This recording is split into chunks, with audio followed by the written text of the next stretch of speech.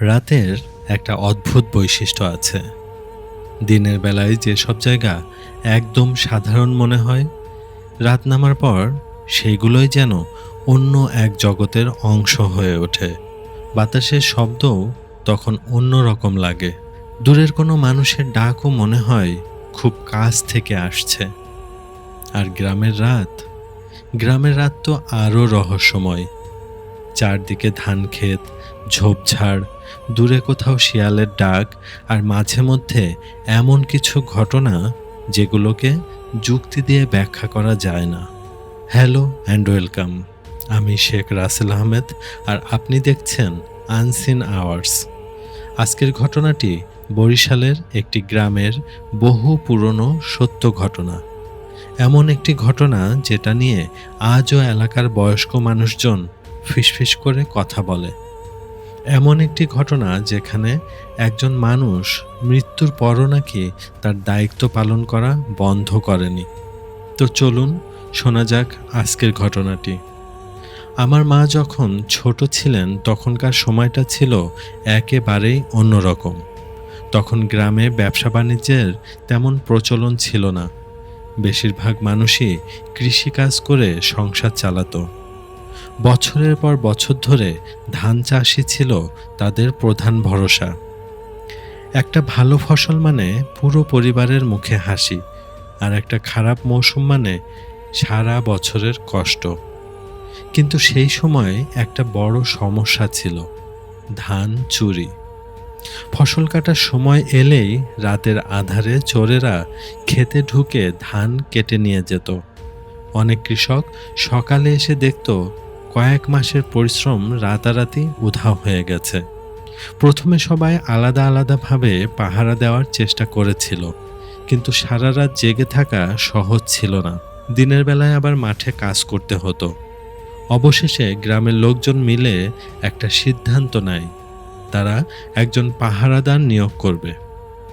সবাই মাস শেষে কিছু টাকা করে দেবে, আর সেই লোক রাতের বেলা পুরো এলাকার ক্ষেত পাহারা দেবে।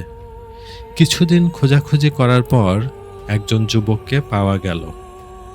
লোকটা খুব গরিব ছিল, সংসারে অভাবও ছিল, তাই রাতের এই কঠিন কাজটা সে সানন্দেই রাজি হয়ে নেয়। লোকটার নাম এখন আর খুব বেশি মানুষ মনে রাখে না। সময়ের সাথে সাথে নাম হারিয়ে গেছে, কিন্তু তার গল্প হারায়নি। প্রথম দিন থেকেই সে দায়িত্ব খুব গুরুত্ব দিয়ে পালন করতে শুরু করে। রাত নামলেই হাতে একটা লাঠি আর একটা লণ্ঠন নিয়ে বেরিয়ে পড়ত।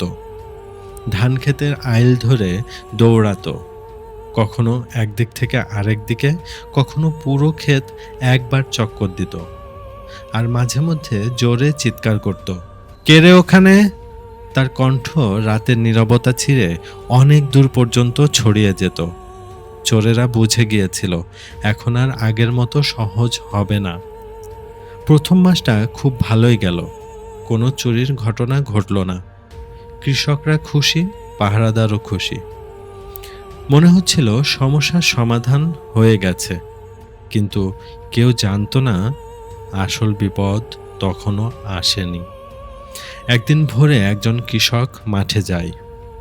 সকালের কুয়াশা তখনও পুরোপুরি কাটেনি। সে ধীরে ধীরে ক্ষেতের পাশে একটা ডোবার দিকে এগিয়ে যাচ্ছিল। হঠাৎ তার চোখে কিছু একটা পড়ে। সে থেমে যায়, তারপর কয়েক পা সামনে এগোয়, আর সঙ্গে সঙ্গে তার গলা দিয়ে একটা ভয়ঙ্কর চিৎকার বেরিয়ে আসে। গ্রামের মানুষ ছুটে আসে, আর তারা যা দেখে সেটা কোনো মানুষ জীবনে ভুলতে পারবে না। ডোবার পাশে পড়ে আছে পাহারাদারের দেহ, তার হাত পা শক্ত করে বাঁধা, আর তার মাথা নেই, শরীর থেকে আলাদা করে ফেলা হয়েছে।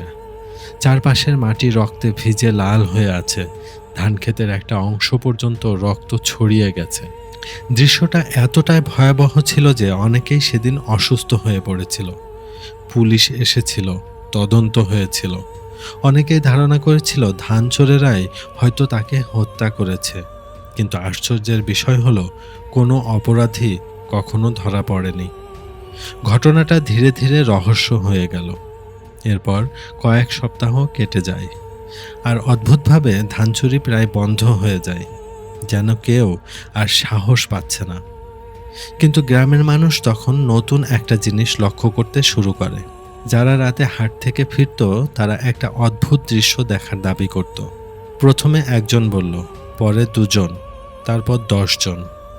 সবাই প্রায় একই কথা বলছিল।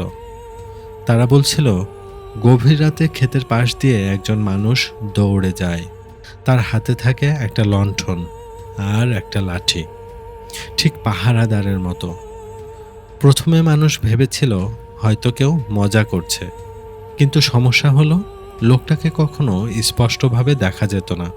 শুধু দেখা যেত একটা সাদা পোশাক, হাতে দুলতে থাকা লণ্ঠনের আলো, আর একটা অদ্ভুত শব্দ, ঘর ঘর ঘর, যেন কারো গলা থেকে বাতাস বের হচ্ছে, কিন্তু কোনো কথা নয়, কোনো শব্দ নয়, শুধু সেই ঘড়ঘড়ে আওয়াজ।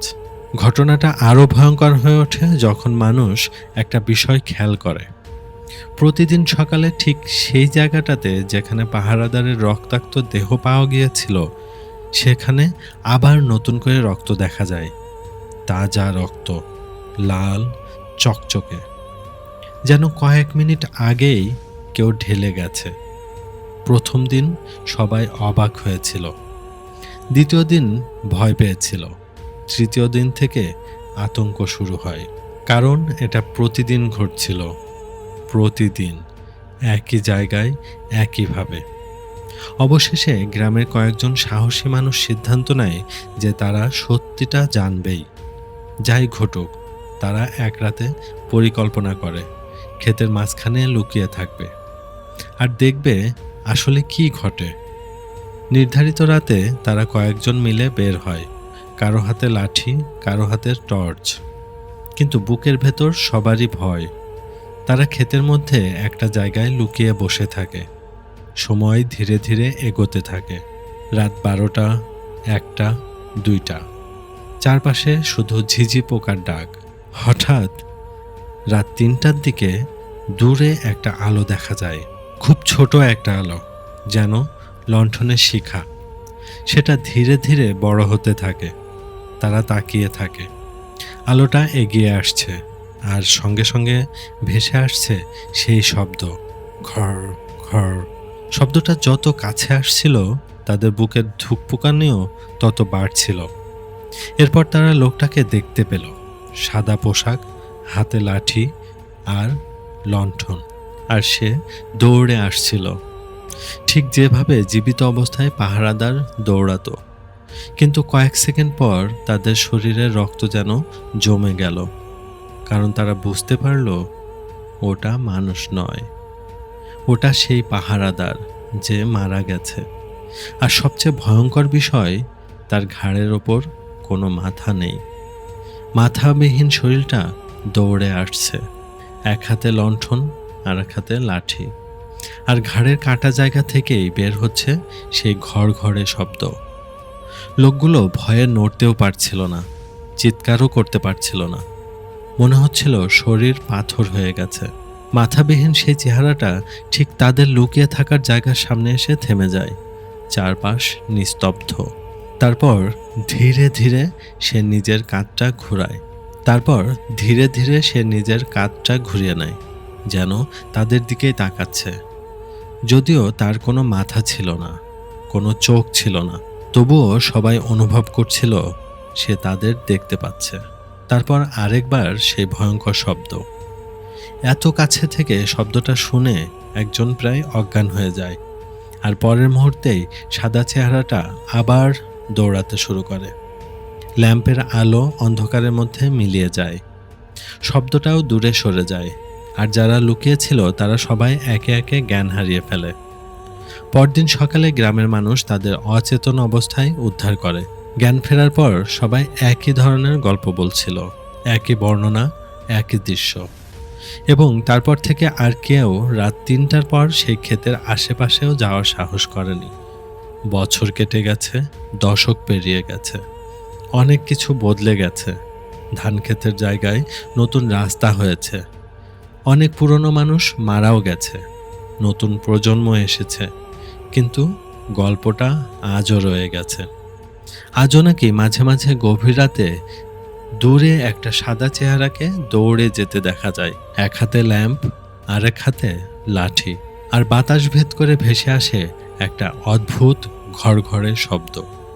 কেউ বলে সে এখনো পাহারা দিচ্ছে, কেউ বলে সে নিজের হত্যাকারীদের খুঁজছে, আর কেউ কেউ বিশ্বাস করে যে দায়িত্ব পালন করতে করতে সে মারা গিয়েছিল সেই দায়িত্বই তাকে এখনো মুক্তি দেয়নি।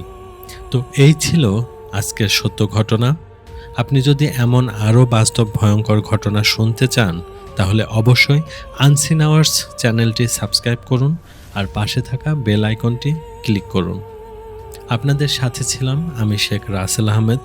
আবার দেখা হবে এমনই আরেকটি গল্পে, যেখানে ভয় হয়তো শুধু একটা অনুভূতি নয়, বরং এমন কিছু যা এখনও রাতের অন্ধকারে দৌড়ে বেড়ায়।